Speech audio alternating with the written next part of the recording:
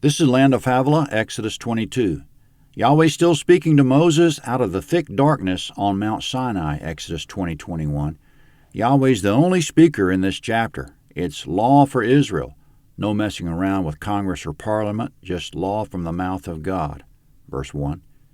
If a man steals an ox or a sheep and kills it or sells it, he shall pay 5 oxen for an ox and 4 sheep for a sheep. Comment, if a man steals an ox or sheep and can't return it because he killed it or sold it, he must pay for it multifold. By the way, incarceration or jail time isn't part of the Mosaic justice system. Penalties for various crimes include fines, an eye for an eye, exile to a city of refuge, and stoning to death, but not jail time. Verse 2. If the thief is found breaking in and is struck so that he dies, there shall be no guilt of bloodshed for him. If the sun has risen on him, guilt of bloodshed shall be for him. He shall make restitution. If he has nothing, then he shall be sold for his theft. Comment, in verse 2, a night burglar can be killed on the spot. A day burglar must either make restitution or, if he has nothing, be sold into servitude. Verse 4. If the stolen property is found in his hand alive, whether it's an ox, donkey, or sheep, he shall pay double. Comment, if the thief is still in possession of the stolen property, he must restore double. If not, he must restore 4 or 5-fold. Verse 5. If a man causes a field or vineyard to be eaten and lets his animal loose and it grazes in another man's field, he shall make restitution from the best of his own field and from the best of his own vineyard. Comment, if a man lets his animals get loose, he must restore whatever they eat or destroy. Verse 6. If fire breaks out and catches in thorns so that the shocks of the grain or the standing grain or the field are consumed, he who kindled the fire shall surely make restitution.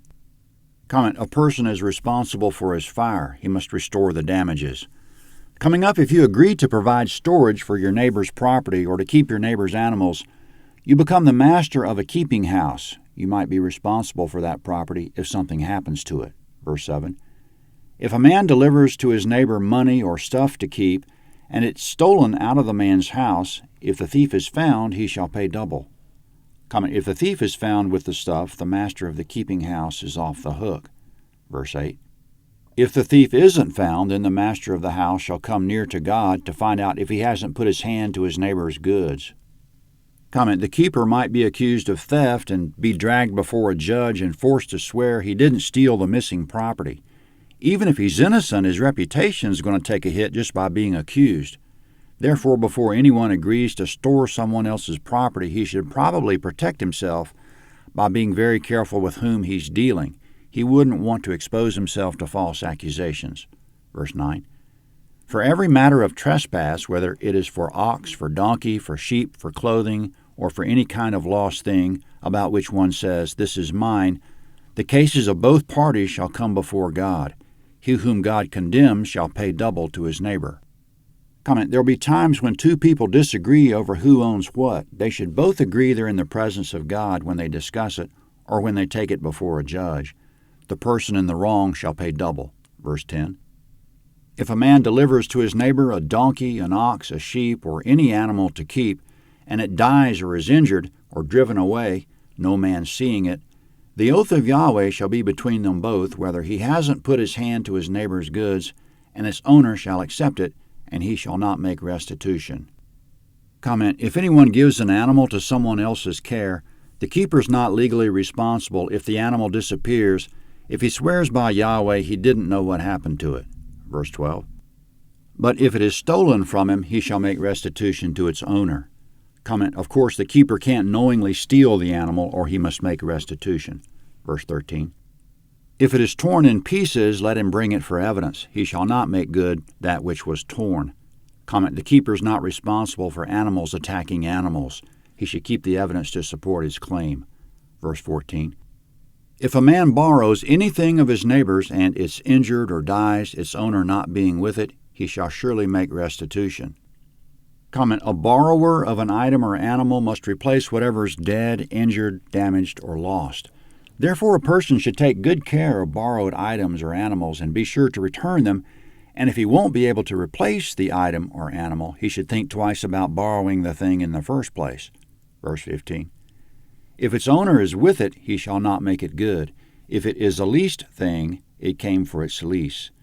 Comment, if the owner of the item is present, allowing the use of the item, then the owner is responsible for anything that might happen to the item. He's personally supervising it. Borrowing and lending sticky business if we can't afford to lose the item or have it broken or stolen, can't afford to replace it. It's an argument in the making if we don't know how it should be done.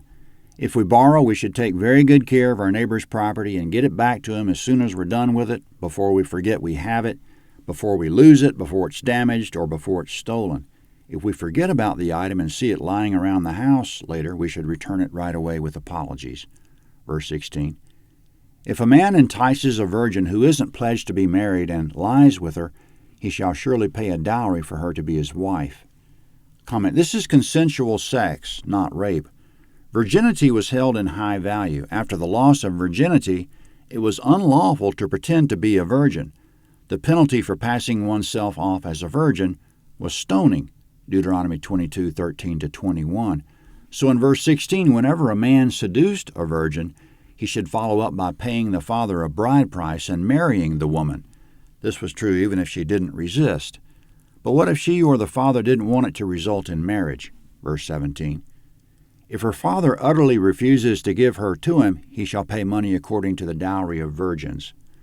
Comment, if the father refuses to give her in marriage, the man must still pay a bride price. From the New Testament, quote, "For this is the will of God, your sanctification, that you abstain from sexual immorality." 1 Thessalonians 4:3. Verse 18. You shall not allow a sorceress to live. Comment, sorceress has often been translated as witch. You shall not allow a witch to live. Essentially, a sorceress practices a different religion. According to other passages in the law, neither shall there be any mediums, wizards, diviners, enchanters, charmers, consulters with a familiar spirit, or necromancers, which is someone who calls on the dead, Luke 19, Leviticus 20, and Deuteronomy 18. All these activities are, quote, an abomination to Yahweh, Deuteronomy 18:12.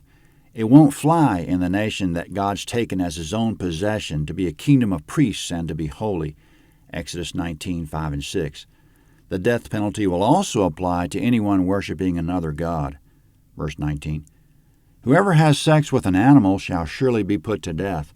Whoever sacrifices to any god except to Yahweh only shall be utterly destroyed. Comment, plain enough. Coming up, Yahweh keeps a protective eye on the vulnerable, including foreigners, widows, orphans, the fatherless, the poor. A person should be very careful not to take advantage of these. In fact, he should think about taking positive action to protect them when needed. Verse 21. You shall not wrong an alien or oppress him, for you were aliens in the land of Egypt. You shall not take advantage of any widow or fatherless child.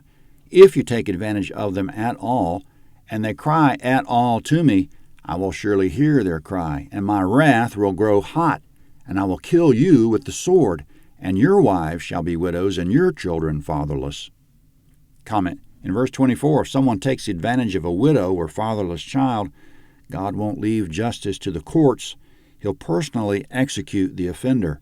Quote, my wrath will grow hot, and I will kill you with the sword. Verse 25.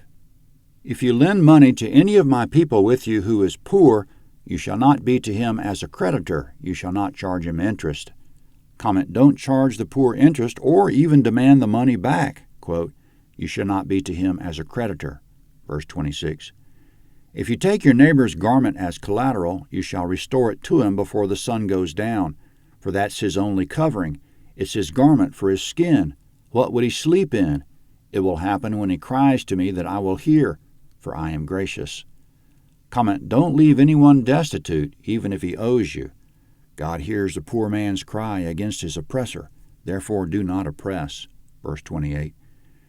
You shall not blaspheme God nor curse a ruler of your people. Comment, Jesus was accused of violating this one. Quote, this man blasphemes. Matthew 9:3. Paul was accused of violating the second part of this verse, of cursing a ruler of the people. Paul said to the high priest, quote, God will strike you, you whitewashed wall, end quote. Then he said about the high priest, I didn't know he was high priest. Then he cited this verse, quote, "For it is written, you shall not speak evil of a ruler of your people," Acts 23:5. Paul wasn't taking the comment back. He just knew that Jesus was the high priest, Hebrews 2:17, and he knew that the man sitting in the chair of the high priest wasn't legitimate. That's why he said, "I didn't know you were high priest." In the U.S., we often speak evil of our rulers as if it's a virtue. We should be careful we don't slander. Verse 29. You shall not delay to offer from your harvest and from the outflow of your presses. Comment, much more to come in other chapters about offering portions of the harvest. Verse 29. You shall give the firstborn of your sons to me.